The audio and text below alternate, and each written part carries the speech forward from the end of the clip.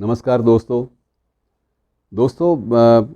कुछ अर्सा पहले फ़हमीदा रियाज़ का उसका एक कलाम छपा था। उसका ज़िक्र बड़ा हुआ पूरे भारतीय उपमहाद्वीप में। जो अदीब लोग थे उन्होंने उस पर उसका ज़िक्र भी किया और उस पर तनकीद भी की गई।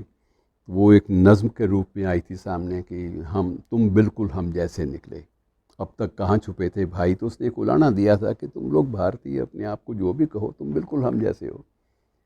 उस वक्त कुछ बातें तकलीफ़ दे भी हुई कि हम तुम्हारे जैसे नहीं हैं भाई। लेकिन अब लगता है कि अगर देखा जाए तो उसकी बात में दम था। दम का जो एहसास हुआ वो पिछली 11 सितंबर को हुआ, जब पाकिस्तान में, हमारे पड़ोसी देश में, जो 1947 तक हमारे देश का एक हिस्सा था, उसमें कुछ ऐसी घटनाएं घटी जिन्होंने हमें हिला कर रख दिया और वहाँ पर भी हिला कर रख दिया सबको। और पूरा का पूरा परिवेश वहाँ का भी हिला हुआ है। ये पहली बार हुआ है कि पाकिस्तान में सड़कों पर औरतें प्रदर्शन कर रही हैं। बुर्का पोश भी हैं, बुर्का नशीन भी हैं, और बिना बुर्के के भी आधुनिक जो नई उम्र की जो फसल है वहाँ की, वो सारी की सारी सड़कों पे उतर आई है। और वो पूरी की पूरी नस्ल के लोग एक ही बात कह रहे हैं कि ये जो हो रहा है ये हमारे मुल्क के लिए शर्मनाक है। 11 सितंबर को क्या हुआ, मैं आपको थोड़ी सी ज़िक्र आपको बता दूं कि एक फ्रांसीसी टूरिस्ट आई अपने किसी मित्र परिवार से मिलने, और मित्र परिवार के एक जश्न में शामिल होने के लिए वो आई।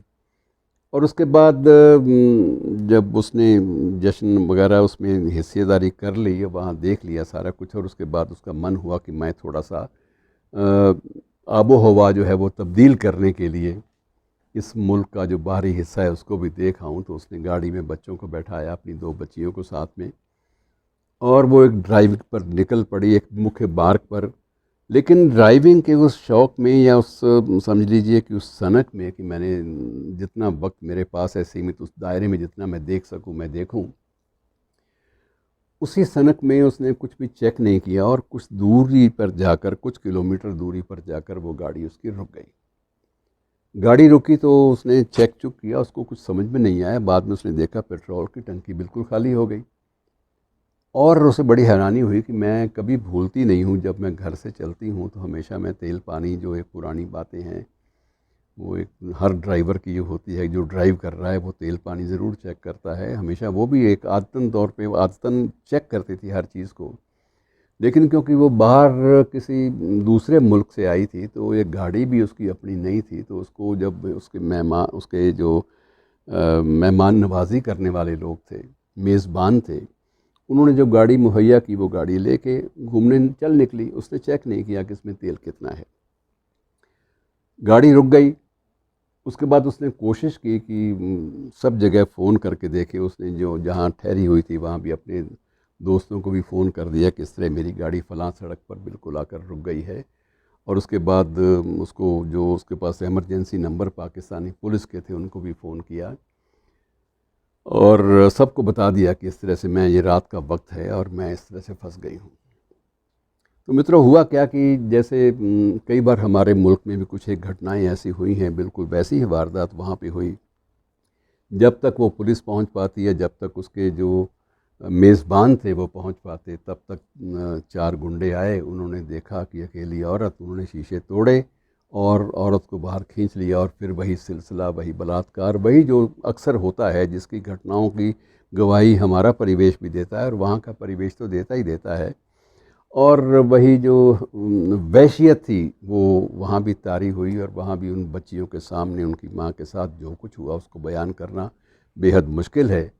क्योंकि उसने बाद में अपने जो बयान दर्ज कराए उसमें सब कुछ उसने बताया कि मेरे साथ ये हुआ। थोड़ी देर में पुलिस भी पहुंच गई, और बदहवास हालत में जिस तरह उसको गुंडे और वहशी लोग छोड़ गए थे, उसको वहाँ से उठाकर गाड़ी में डाला। उसके बाद पर्चा दर्ज किया। और सबसे तकलीफ़देह बात ये थी, जो तकलीफ़देह बात कई बार हमारे यहाँ भी हो जाती है, कि ऐसे मामलों में जिसमें वहशियत तारी हुई हो, ऐसे मामलों में, ऐसे मरहलों पर भी वहाँ का जो कट्टरपंथी समाज था, उन्होंने इलेक्ट्रॉनिक चैनल्स पे आकर ये कहना शुरू कर दिया कि देखो जी, ये तमाशा इसने हमारे मुल्क को बदनाम करने के लिए किया है। पहली बात तो ये थी कि आधी रात में निकली क्यों। दूसरी बात, अगर निकली है तो अपने मेज़बान को साथ क्यों नहीं लाई। और तीसरी बात है कि उसको कोई ना कोई रास्ता दिखाने वाला उसके साथ होना चाहिए था। बिना किसी गार्ड के इस तरह निकल आना सड़कों के ऊपर, और उसके बाद अगर कोई हादसा हो जाता है, और ये भी चेक इसने नहीं किया औरत ने कि जो गाड़ी मुझे दी गई उसमें पेट्रोल भी है या नहीं है। तो इसकी टोटल जो जिम्मेदारी इसी की है। ये सिर्फ हमारे मुल्क को बदनाम करने की एक साजिश है। और इस शर्मिंदगी भरी वारदात की खबर जब दूसरे संगठनों तक पहुंची तो सब ने इसको इज़्ज़त का एक मुख्य आधार बना लिया, और उसके बाद सड़कों पर वहाँ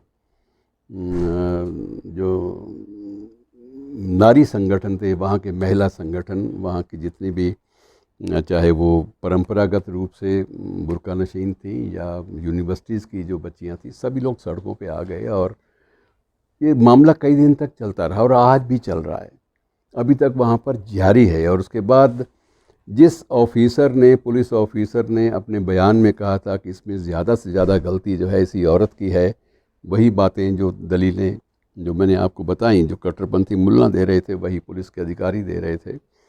लेकिन बाद में जब ये सारी बात इतनी ज़्यादा फैल गई तो उस वक्त पाकिस्तान के वर्तमान प्रधानमंत्री इमरान खान को भी दखल देना पड़ा, और दखल देकर उन्होंने उस ऑफिसर की फ़ौरन ट्रांसफ़र की बात की, और उस ऑफिसर को हुक्म भी दिया गया कि वो सरेआम इस बात की अपनी वो माफ़ी मांगे अपनी गलती के लिए, अपने बयान के लिए, और उस बयान को वापस ले, और उसके बाद उसको वहाँ से तब्दील कर दिया गया।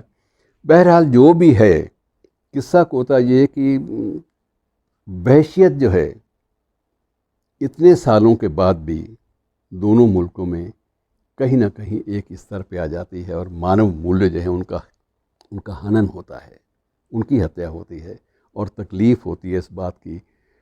लेकिन तकलीफ़ इस बात की भी है कि वहाँ पर अब भी सड़कों पर औरतें आज भी वहाँ उतरी हुई हैं, और वो हमारा जिस्म हमारा हक, तो वो इस नारे को लेकर चल रही हैं कि ये हमारा मामला है ज़ाती, किसी का और दूसरे का हक नहीं है कि वो इस तरह से हमारे साथ वहशियाना सलूक करे। लेकिन यहाँ पर जो हमारे संगठन जो प्रगतिशील हैं वो अभी इस बारे में खामोश हैं। अपनी अपनी वजह होंगी, हो सकता है कोरोना ने खामोश कर दिया हो, या थक गए हों ऐसी बातें कर कर के। जो भी है, कहीं ना कहीं लगता है कि जो दोनों मुल्कों की जो कल्चर है उसमें जो बदलाव आने चाहिए थे इतने लंबे अरसे में, 73-74 वर्ष के अरसे में जो बदलाव आ जाने चाहिए थे वो बदलाव दिखाई नहीं देते। और ये बात हम सब के लिए सोचने का एक विषय भी है, चिंता का विषय भी है, और कुछ कुछ शर्म भी महसूस होती है कि हम लोग अभी तक अपने मुआशरे में, अपने परिवेश में ज़्यादा बदलाव नहीं ला पाए। शुक्रिया दोस्तों, आज इतना ही।